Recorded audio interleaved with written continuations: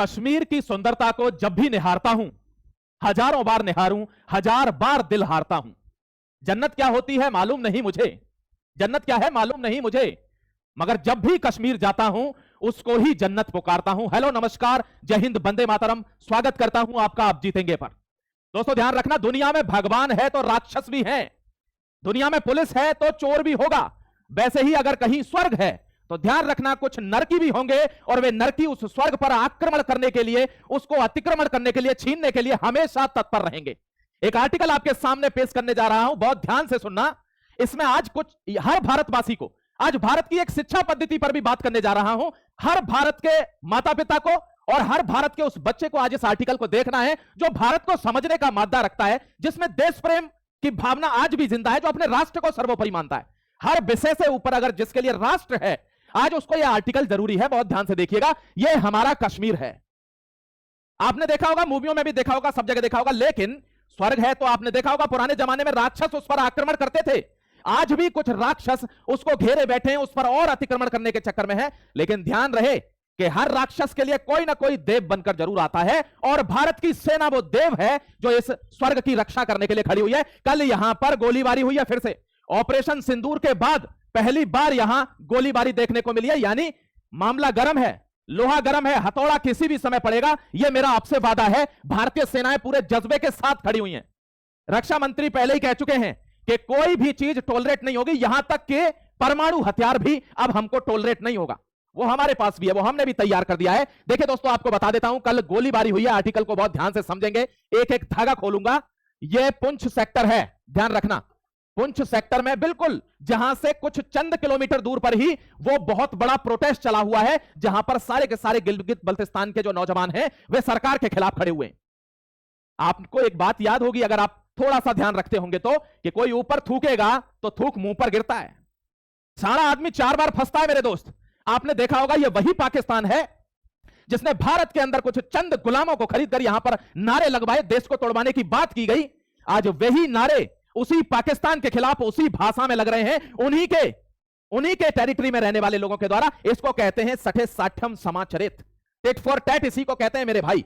देख लेना, वही नारे आपने सुन लिए होंगे। मैं आपको बताता हूं, हमारे स्टांस एकदम क्लियर हैं। वहां गोलीबारी हुई, पाकिस्तान की तरफ से गोलीबारी हुई, भारतीय नौजवानों ने इतनी पीतल फेंक दी बॉर्डर के ऊपर कि थर-थरा के बंद हो गई गोलीबारी। कि इस बार मामला ऐसा है कि हो सकता है हमारे चिथड़े भी ना मिले। ध्यान रखिएगा, भारत के जाबाज इस समय इस मूड में बैठे हैं, वे इंतजार कर रहे हैं एक गलती का, और अपना वर्चस्व दिखा देंगे। क्या है, देखिए, हर टुकड़ी, कोई भी टुकड़ी हो, भैरवा या कोई भी, सारी टुकड़ियां तैनात हैं इस समय। भारत पूरी तैयारी के साथ है, क्योंकि वे ये नहीं कह रहे हैं कि हमको 1.5 महीने बाद किसी का सामना करना है।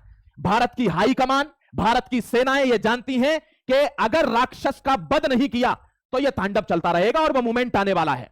ध्यान रखना, भारत के शेर जाबाज सभी तैयार हैं।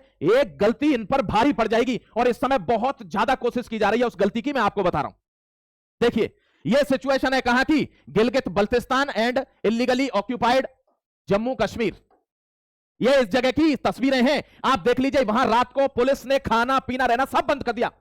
अब आपको एक बात बताऊं, सबसे बड़ी बात, पाकिस्तान की आर्मी उसके खिलाफ खड़ी हो गई है। पाकिस्तान की आर्मी में बगावत हो रही है मेरे प्यारे भाई। आप कहेंगे सर ऐसा तो हमने कुछ सुना नहीं है। मैं बताता हूं आपको, पाकिस्तान की सेना ने क्या किया है, बगावत कर दिया। जो एक्स आर्मी पर्सनल से पाकिस्तान के, उनके साथ क्या किया है, आसिम मुनीर बहुत ज्यादा शाना बन रहा था।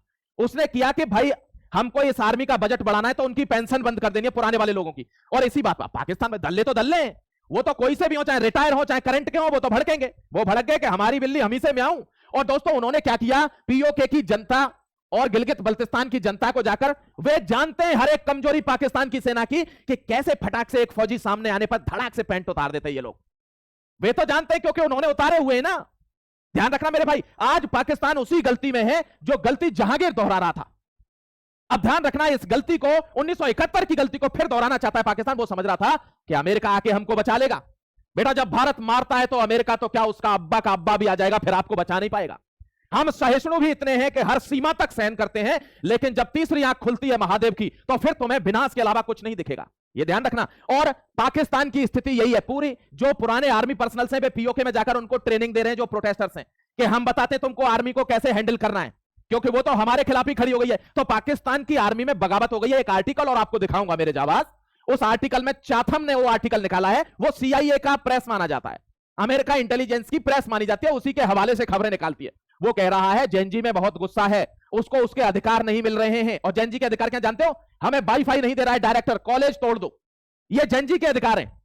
और उनको भड़काना चाहता है वो भारत में शिक्षा पद्धति बहुत खराब तरीके से चली हुई है, मैकाले की क्लरिकल शिक्षा पद्धति। लेकिन आज उस पर भी मैं बात करूंगा। आप इस बात को मानते हैं कि नहीं? आपसे विनती है मेरी, कमेंट सेक्शन में लिखना आप मेरी बात से सहमत होंगे कि नहीं। आज शिक्षा पद्धति पर बात करने वाला हूं। ये आदमी अब इतना दुखी है, दोनों तरफ से फंस गई है। कैसे बताऊं? अभी आपको आर्टिकल लेकर आऊंगा इंटरनेशनल, तो उसमें बताऊंगा कि ये अमेरिका से भी पिटेंगे, चाइना ने भी इनका एक राज खोल दिया है, वो राज लेकर आया हूं, बोर्ड पर दिखाऊंगा। और अपनी सेना से तो अब इनको पिटना कंफर्म है। जम्मू कश्मीर का जो इलाका इन्होंने घेर रखा है वो भारत में मिलेगा, कोई माई का लाल उसको रोकने के लिए पैदा नहीं है, ध्यान रखना आप। मैं आपको बता देता हूं, देखिए, exchange of fire reported in Balakot Tarakund during the pre dawn hours. इन लोगों ने फायरिंग करी है, और जब फायरिंग करी तो भारत की सेना तो जवाब देगी। और हमने वो जवाब दिया कि अब ये समझ गए कि जब इनका तेवर ये है, ट्रेलर ये है, तो ये तो अभी ऑपरेशन सिंदूर के मोड में ही बैठे हुए हैं। अबे उल्लू के पट्टो, तुमको 50 बार समझा दिया, ऑपरेशन सिंदूर बंद नहीं हुआ है, वो पॉज पर है। तुम जैसे ही गर्दन ऊपर करोगे, समझ गए, भारत की सेना तैयार है। ध्यान रखना मेरे भाई, ये यहां पर फायर एक्सचेंज हुआ है, इनकी सेना जो इनके खिलाफ हो गई है, वो अब POK में या गिलगित बल्तिस्तान में प्रोटेस्टर्स को सपोर्ट कर रही है। वो बता रही है कि इस सेना का क्या इलाज करना है आपको। अब फंस गया कि नहीं फंस गया मुनीर? इसीलिए कहते हैं दूसरे के यहां जो नारे लगवाते हैं, उनके ऊपर थूकने वालों के मुंह पर ही गिरता है मेरे प्यारे भाई। आ जाओ आगे बताता हूं। देखिए, बहुत बड़े पैमाने पर ब्रिटेन के अंदर प्रोटेस्ट हो रहा है। आप जानते हैं ब्रिटेन को यानी यूके को यूरोप की इस्लामिक कैपिटल माना जाता है। क्यों? क्यों? वहां बहुत जनसंख्या में पाकिस्तानी लोग आ गए। अब प्रॉब्लम क्या है, यहां पर भी प्रोटेस्ट हो रही है। देखिए रोड पर ये उन्हीं के गिलगित बल्तिस्तान वाले लोगों के जो भारतीय लोग हैं उनके प्रोटेस्ट है। ये ध्यान रखना, उनके सपोर्ट में है कि पाकिस्तान उनको मार रहा है, उनको आजादी चाहिए। अब प्रॉब्लम क्या है, यहां चुनाव को पोस्टपोन करने की बात कर रही है पार्टी, के चुनाव को पोस्टपोन कर दिया जाए, मना कर दिया गया, रिजेक्ट कर दिया यह प्रपोजल कि चुनाव पोस्टपोन नहीं होंगे। चुनाव पोस्टपोन होंगे, तुम जनता का जवाब देना होगा। 5 साल तक राज करके बैठे हो, आज जनता हक मांग रही है, तुम भाग रहे हो। मना कर दिया, रिजेक्शन आ गया कि चुनाव तो होकर रहेगा, या तो अलग होकर रहे या जैसे भी हो। ध्यान रखना, हर मिनट पर चाह रहा है पाकिस्तान कि भारत से लड़ाई क्यों नहीं हो रही है। अरे लड़ने की हैसियत तो पैदा कर। पीछे से चाकू लेके खड़ा है, उसको लड़ाई कहता है? लड़ने की हैसियत पैदा कर। ये देखिए दोस्तों, सिक्योरिटी ब्रीच आपको बता देता हूं। ये आदमी गिरफ्तार हुआ है कहां से? पंजाब से। इसने जो आर्मी हेडक्वार्टर्स हैं उनके बाहर एक खंबे पर CCTV लगाया हुआ है, और 3 महीने से ये खबरें भेज रहा है। कहां पर? पाकिस्तान में और कनाडा। कनाडा भी खबर जारी। कनाडा, आप कहेंगे सर कनाडा क्यों जाएगी, कनाडा से तो लेना देना नहीं। अरे मेरे प्यारे जाबाज, बड़े भोले हो तुम। कनाडा से ही तो खालिस्तान का जन्म होगा। कनाडा, अभी आपने देखा ना जस्टिन ट्रूडो कैसे करके सपोर्ट करता था, पंजाब को तोड़ने की कोशिश है। इसीलिए ये CCTV पिछले 3 महीने से हर एक चीज की जानकारी पाकिस्तान के ISI और खालिस्तान के जो गुर्गे बैठे कनाडा में उनके लिए जा रही है। यहां से इसको गिरफ्तार किया। आपने देखा होगा कुछ दिन पहले पठानकोट से एक सब्जी वाले आदमी ने रोड पर कैमरे लगा रखे थे, मूवमेंट देख रहा था आर्मी का। घर के गद्दारों ने ही भारत को हमेशा धोखा दिया है, इतिहास गवाह है भारत का। इनका इलाज जरूरी है। कमेंट में आपसे पूछूंगा, क्या घर के गद्दारों का इलाज जरूरी है कि नहीं है? आप बताना प्लीज कमेंट सेक्शन में मेरे प्यारे भाई। और आपको पता है इसकी तड़पन, ये जो इसकी तड़प है, इसका असली रीजन क्या है? इसका असली रीजन है ये प्यासे मर रहे हैं दल्ले, इनको प्यास लग रही है, पानी नहीं है इनके पास। और भारत ने यह क्लेम कर दिया है, जो CR पटेल है दोस्तों, यूनियन मिनिस्टर, उन्होंने कहा है 1 बूंद पानी जो अभी जा रहा है वो बंद होने वाला है। 2027 के आखिरी तक डेडलाइन है, क्योंकि इतना बड़ा पानी नदियों का हम डायरेक्ट नहीं रोक सकते। इसलिए ये अब धीरे धीरे हम बैराज से शिफ्ट कर रहे हैं। सारा पानी हम भारत में लेंगे, हमारी खेती के लिए काम आएगा। ये इनकी तड़पन है, और इसी को लेकर ये देख रहा है कि अमेरिका मेरी हेल्प करेगा। बेटा आ जाना अमेरिका को लेकर, उसको भी देख लेंगे। अब मैं आपसे वो बात करने वाला हूं जो बात भारत के हर हिंदुस्तानी को, हर भारतीयवासी के लिए जरूरी है। देखना मेरे प्यारे भाई, ये हमारा प्यारा भारत है, ध्यान रखना। और इस भारत में मैकाले नाम का एक शख्स आता है, उसकी शिक्षा पद्धति चलती है, और आज तक 1902 से लेकर आज तक वही ढर्रे वाली शिक्षा चली हुई है। आप कहेंगे सर अचानक से शिक्षा की बात पर कैसे, क्या कोई प्रॉब्लम हो गई क्या? हां, चीन ने चैलेंज कर दिया है भारत को कि तुम्हारी हैसियत है तो आगे बढ़ के दिखाओ। लेकिन अब भारत क्या करे, बढ़ना तो चाहता है, बट नीचे ऐसे गद्दार बैठे जो पैरों को खींच रहे हैं इस देश के, कि ये बढ़ कैसे जाएगा, बढ़ गया तो यहां अराजकता कैसे होगी, दंगे कैसे होंगे, हम प्रोटेस्ट कैसे करवाएंगे। ये देश उड़ना चाहता है, लेकिन इसको जकड़ रखा है कुछ जंजीरों ने। हर भारतवासी का कर्तव्य है उन जंजीरों से छुड़ाना। देखिए यहां पर मैं आपको दिखाता हूं, चीन ने अपनी यूनिवर्सिटी में 12,000 कोर्स बंद कर दिए। जानते हो चीन क्यों आगे है? और चीन ने यह साफ कहा है कि India is not in competition, Bharat हमारे कॉम्पिटिशन में थोड़ा ही है। यह बात मैं डायरेक्ट भारत की जनता से कर रहा हूं, और और किसी के बस का नहीं है, मैं जानता हूं। मैं डायरेक्ट हाई कमांड से यह कहना चाहता हूं, अगर गलती से आपके पास मेरा यह वीडियो पहुंच जाए तो हाथ जोड़कर विनती है, इस पर अमल करना। आपको गालियां तो वैसे भी पड़ी रही हैं, कौन कहता है आपको गाली नहीं पड़ रही है? कमेंट में लिख दीजिए, आपको गालियां तो पड़ी रही हैं। अरे पढ़ने दीजिए ना गालियां, टफ स्टांस लीजिए। वो आपने एक कविता सुनी होगी ना कि वो पथ क्या पथिक कुशलता का, जिस पथ पर बिखरे सूल ना हो, नाविक की धैर्य कुशलता क्या, जब धाराएं प्रतिकूल ना हो। तो जब तक आदमी के समंदर में लहर नहीं होंगी तो नाविक की कुशलता का पता कैसे चलेगा कि वो असल में चलाना जानता है कि नहीं? तो गाली तो आपको पड़ रही है और पड़ जाएंगी थोड़ी बहुत, लेकिन ये कॉन्क्रीट वर्क है, ये हमारे देश को अगले 200 साल तक ऊपर उठा देंगे। इन कामों को आप करिए। देखिए मेरे दोस्तों, चाइना ने कहा है हमारा कंपटीशन भारत से है नहीं, हमारा कंपटीशन है अमेरिका से। हमको अमेरिका को पीछे छोड़ना है, भारत तो बहुत पीछे है। और अमेरिका को पीछे छोड़ना है तो पुराने कोर्स काम नहीं आएंगे। पुराने कोर्स डिग्रियां देंगे, डिग्रियां ले लेके बीए, बीएससी, एमएससी, पीएचडी, ये फलाना ले लेके लोग बैठे हैं बेरोजगार। क्यों? क्योंकि कुछ आता नहीं है, स्किल नहीं है, इंडस्ट्री की जो रिक्वायरमेंट है वो पूरी नहीं हो रही। प्रॉब्लम क्या हो गया आपको बताऊं, बुरा मत मानिएगा प्लीज। जो प्रोफेसर्स बैठे हैं यूनिवर्सिटी के अंदर, प्रोफेसर पढ़कर प्रोफेसर बनाए, वो अपने सब्जेक्ट को जानता है, वो नहीं जानता इंडस्ट्री में किस चीज की जरूरत है। इसलिए प्रोफेसर के साथ इंडस्ट्रियल एक्सपर्ट्स को यूनिवर्सिटीज में सेमिनार कराने होंगे और वे बताएंगे किस स्किल पर काम करना है। महज किताबों का रट्टा मारने से, उनको रट लेने से भारत आज भी उसी जिंदगी में जी रहा है जो आजादी के समय जी रहा था या आजादी से पहले जी रहा था। आज भी वही किताबें, वही पुराना धुराना सिलेबस, वही रट्टा फकेसन, बच्चों पर डबल प्रेशर कि तू याद नहीं कर पा रहा है। याद क्यों करना है? सीखना है। ध्यान रखना मेरे जाबाज साथी, आपको कोई कह दे कि जियो पॉलिटिक्स को याद करिए, याद हो जाएगी क्या जियो पॉलिटिक्स? नहीं। जैसे जैसे आप, अरे आईपीएस अजीत डोभाल साहब तो आईपीएस हैं, वो तो पढ़ लिख कर एग्जाम पास किया है, लेकिन उनका ब्रेन जो एक डॉट कनेक्ट करता है वो कैसे करता है? क्योंकि उन्होंने सीखा। Hands on experience my dear. जो लेवल ऑफ एक्सपीरियंस आपको जमीन पर मिलेगा, जो इंडस्ट्री को चाहिए, वो आपके पास है नहीं, बेरोजगारी तो रहेगी। और ये बच्चों से ही पैदा हो रही है। ध्यान रखना भारत में, देखिए यहां देखिए भारत में क्या चल रहा है, टाई टाइट होनी चाहिए, समय पर तुमको आना है, भले ही तू जीरो है पढ़ने में, कोई बात नहीं, तुझे कुछ नहीं आता, लेकिन तुझे अगर ये पेज याद हो गया तो उसको क्लास टीचर जो है क्लास मॉनिटर बना देता है। ये शिक्षा पद्धति भारत में चले, इसको चेंज करने की जरूरत है मेरे प्यारे भाई। देखिए चीन को क्या कहता है, उसने कहा है जो प्रोग्राम अब रेलेवेंट नहीं है उन 12,000 प्रोग्राम को डिलीट करिए। वो डिग्री हमको नहीं देनी है। क्यों? क्योंकि हमको अमेरिका को क्रॉस करना है और हमको वो प्रोग्राम चलाने हैं जिनसे जो यूथ है, जो बच्चा अभी स्कूल में है, उसको रोबोटिक्स सिखाना है, एआई सिखाना है, उसको टेक्नोलॉजी सिखानी है, उसको डिफेंस टेक्नोलॉजी सिखानी है। आपने देखा आज आजादी को 75 वर्ष से ज्यादा हो रहे हैं, भारत अपने खोखले एयरक्राफ्ट बनाकर बैठा है, हम इंजन नहीं बना पाए हैं। हम इंतजार कर रहे हैं कि 5 साल बाद अमेरिका, फ्रांस और ये सब इंजन देंगे, उसके बाद हमारा एयरक्राफ्ट तैयार होगा। ये क्यों हो रहा है? क्योंकि आज भी हमको मैकाले की शिक्षा पद्धति में फंसा हुआ देखते हैं सब लोग। हमको क्रांतिकारी निर्णय लेने होंगे अगर आपको देश को डेवलप्ड बनाना है 2047 तक, और इसमें जनता की सबसे बड़ी महत्वपूर्ण भूमिका होगी। ये अकेले दम कोई किसी कुर्सी पर बैठा हो नहीं कर सकता, लोगों को यह इनिशिएट करना होगा कि यह चेंज होना चाहिए। आज भी मैं बीए की डिग्री लेके बैठ जाऊं, मेरे कहां नौकरी लगेगी? मुझे क्या करूंगा मैं? क्योंकि मेरे पास स्किल ही नहीं है। ध्यान रखना, यह वर्ल्ड स्किल का हो चुका है मेरे प्यारे भाई। अब साफ कहा है चाइना ने, हम बेरोजगार नहीं चाहते अपने देश में।